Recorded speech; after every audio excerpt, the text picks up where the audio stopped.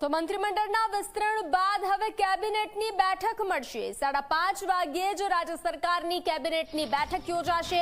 નવા કેબિનેટ મંત્રીઓ મુખ્યમંત્રીની બેઠક, જે રીતે નવા મંત્રીઓએ શપથ ગ્રહણ કર્યા છે તેને લઈ કેબિનેટની બેઠક મળશે। મુખ્યમંત્રી સાથે 5:30 કલાકે બેઠક હશે। 5:30 વાગ્યે મંત્રીમંડળના વિસ્તરણ બાદ જે નવા મંત્રીઓએ શપથ ગ્રહણ કર્યા છે, વિસ્તરણ બાદ કેબિનેટની આ બેઠક મળશે। 5:30 વાગ્યે જ રાજ્ય સરકારના કેબિનેટની આ બેઠક યોજાશે। નવા કેબિનેટ મંત્રીઓ અને મુખ્યમંત્રીની આ મહત્વની બેઠક રહેશે, જેના પર સૌ કોઈની નજર છે।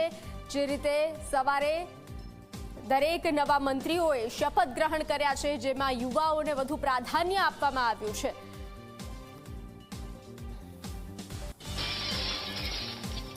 તો ગુજરાત સરકારનું નવું મંત્રીમંડળ તૈયાર થયું। મંત્રીમંડળમાં મુખ્યમંત્રી સહિત કુલ 26 મંત્રીઓ, હર્ષ સંઘવીને નાયબ મુખ્યમંત્રી બનાવવામાં આવ્યા છે। તો ભૂપેન્દ્ર પટેલ સરકારમાં હવે 3 જૂના અને 5 નવા સહિત 8 કેબિનેટ કક્ષાના મંત્રીઓ। ભૂપેન્દ્ર પટેલ સરકારમાં 17 રાજ્ય કક્ષાના મંત્રીઓ રહેશે। નવી કેબિનેટમાં 3 મહિલાઓને સ્થાન આપવામાં આવ્યું છે। કોને કયા ખાતા સોંપવામાં આવશે તેના પર હવે સૌ કોઈની નજર રહેશે। કોને કયા ખાતા આપવામાં આવે છે તેના પર સૌ કોઈની નજર। જે રીતે દમદાર દાદાનું મંત્રીમંડળ, ગુજરાત સરકારનું નવું મંત્રીમંડળ તૈયાર થઈ ચૂક્યું છે। મંત્રીમંડળમાં મુખ્યમંત્રી સહિત કુલ 26 મંત્રીઓને સ્થાન આપવામાં આવ્યું છે। હર્ષ સંઘવીને નાયબ મુખ્યમંત્રી બનાવવામાં આવ્યા છે। તો ભૂપેન્દ્ર પટેલ સરકારમાં હવે 3 જૂના અને 5 નવા સહિત 8 કેબિનેટ કક્ષાના મંત્રીઓ। તો મંત્રીમંડળના વિસ્તરણ બાદ હવે આ મહત્વની કેબિનેટની બેઠક અને કયા મંત્રીઓને કઈ જવાબદારી સોંપવામાં આવે છે તેના પર અત્યારે હાલ સૌ કોઈની નજર છે। નવા કેબિનેટ મંત્રીઓ સાથે મુખ્યમંત્રીની આ બેઠક ખૂબ મહત્વની। સીએમની અધ્યક્ષતામાં નવા મંત્રીઓ સાથે આ કેબિનેટની બેઠક, કેબિનેટમાં નવા મંત્રીઓને ખાતાની ફાળવણી કરવામાં આવશે।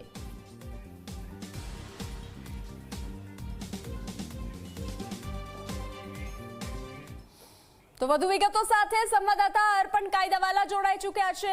અર્પણ, જે રીતે નવું મંત્રીમંડળ અને તેની બેઠક અને તેમાં કોને કયા ખાતા સોંપવામાં આવશે, કોને કઈ જવાબદારી સોંપવામાં આવશે તેના પર હાલ સૌ કોઈની નજર। 5:30 કલાકે આ બેઠક।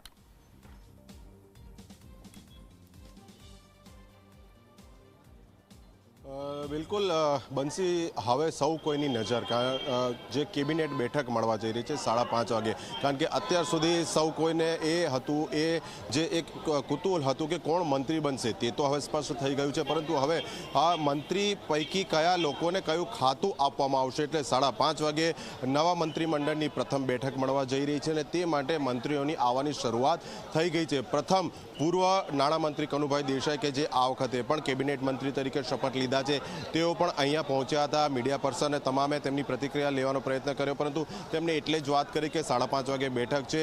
હાલ હજી કોઈ જ માહિતી અમને નથી, એટલે બેઠકની અંદર કયો વિભાગ, કયું ખાતું, કયો પોર્ટફોલિયો ફાળવવામાં આવે છે તે તેમને પણ ખબર નથી, એટલે સ્વાભાવિક છે કે તેઓ બોલવાનું ટાળી રહ્યા છે। એટલે બસ હવે ગણતરીની મિનિટો છે, અડધો કલાક બાકી છે।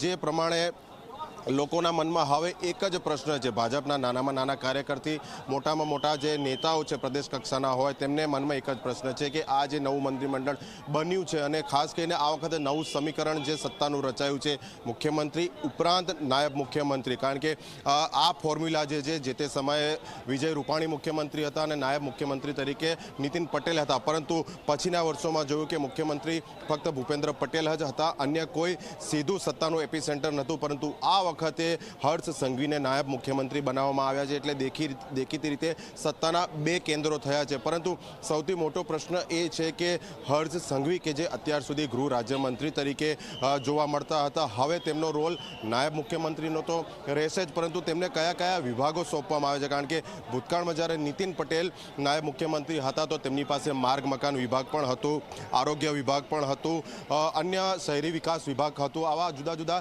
ઘણા વિભાગો હતા। સંભવતઃ શહેરી વિકાસ વિભાગ તત્કાલીન મુખ્યમંત્રી વિજય રૂપાણી પાસે હતું, પરંતુ માર્ગ, મકાન, આરોગ્ય સહિતના જુદા ઘણા એવા વિભાગો હતા. તો આ વખતે જોવાનું એ રહે છે કે હર્ષ સંઘવીને કયું ખાતું આપવામાં આવે છે. સ્વાભાવિક છે, ફક્ત હર્ષ સંઘવી નહીં, જેટલા પણ કેબિનેટ મંત્રી, સ્વતંત્ર હવાલો ધરાવતા કે પછી રાજ્ય સરકારના રાજ્ય કક્ષાના જે મંત્રીઓ બન્યા છે, તેમને સૌ કોઈને એક ઉત્કુંઠતા છે કે તેમને કેબિનેટ બેઠકમાં કયું ખાતું ફાળવવામાં આવશે. અને આ એકવાર ફાળવણી થઈ જાય તે બાદ જોવાનું એ રહે છે કે આ તમામ મંત્રીઓ વિધિવત રીતે પોતાનો ચાર્જ ક્યારે સંભાળે છે. સંભવતઃ આવતીકાલે ધનતેરસનો દિવસ છે, શુભ મુહૂર્ત છે, એટલે મહત્તમ મંત્રીઓ કદાચ આવતીકાલે પોતાનો ચાર્જ સંભાળે તેવી હાલ તો શક્યતાઓ દેખાઈ રહી છે, કારણ કે પછી તુરંત દિવાળીનો તહેવાર શરૂ થાય છે અને સૌ કોઈ પોતાના મત વિસ્તાર, પોતાના વતનમાં જતા રહેશે. એટલે આવતીકાલનો દિવસ પણ મહત્વનો છે. બસ એક પછી એક મંત્રીઓ હવે તેમની જે કાર છે તે અહીંયા આવવાની શરૂઆત થઈ છે. આપણા અન્ય સહયોગી પણ જે કોઈ દ્રશ્યો મળશે તે તુરંત આપણી ટીવી સ્ક્રીન પર આપણે દર્શકોને બતાવીશું.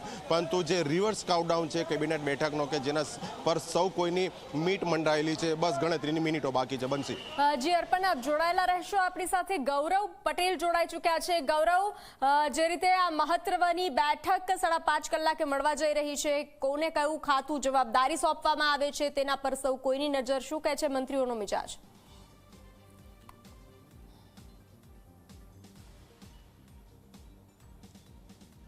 બંસી, વાત કરીએ તો ભૂપેન્દ્ર પટેલની સરકાર, એટલે કે બીજી વાર ભૂપેન્દ્ર પટેલ મુખ્યમંત્રી બન્યા અને ભૂપેન્દ્ર પટેલના બીજી વાર મુખ્ય બન્યા બાદ તેમનું બીજી વાર મંત્રીમંડળ વિસ્તરણ થયું. તમે જોઈ શકો છો કે આ રાજ્ય કક્ષાના જે મંત્રીઓની બેસવાની જગ્યા છે સ્વર્ણિમ સંકુલ 2, કે જ્યાં અહીંયા રાજ્ય કક્ષાના મંત્રી પુરુષોત્તમ સોલંકી, ત્યારબાદ જગદીશ વિશ્વકર્મા, ત્યારબાદ હર્ષ સંઘવી અને બચુ ખાબડ ઉપરાંત પ્રફુલ્લ પાનસેરિયાનું નામ, આ 5 મંત્રીઓના નામ લાગેલા હતા. પરંતુ જેવા જે મંત્રીઓને પડતા મુકાયા અથવા તો જેનું પ્રમોશન થયું તેના નામ અહીંથી દૂર થઈ ગયા છે. પ્રફુલ્લ પાનસેરિયાને રાજ્યકક્ષાનો સ્વતંત્ર હવાલો આપવામાં આવ્યો છે, માટે તેમનું નામ જે યથાવત છે.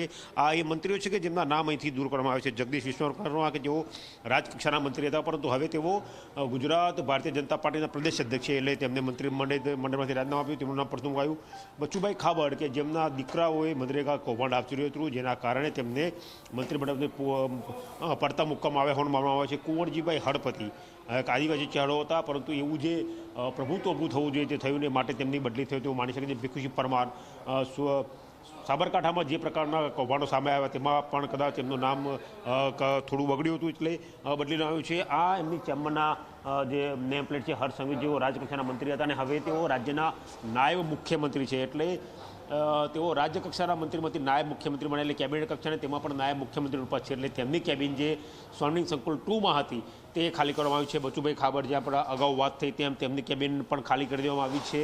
વિશ્વકર્મા, કે જેઓ પ્રમુખ બન્યા, તેમની કેબિન પણ ખાલી થઈ ગઈ છે. મુકેશ પટેલ, જેઓ રાજકક્ષાના મંત્રી હતા, તેમને પડતા મુકાયા છે.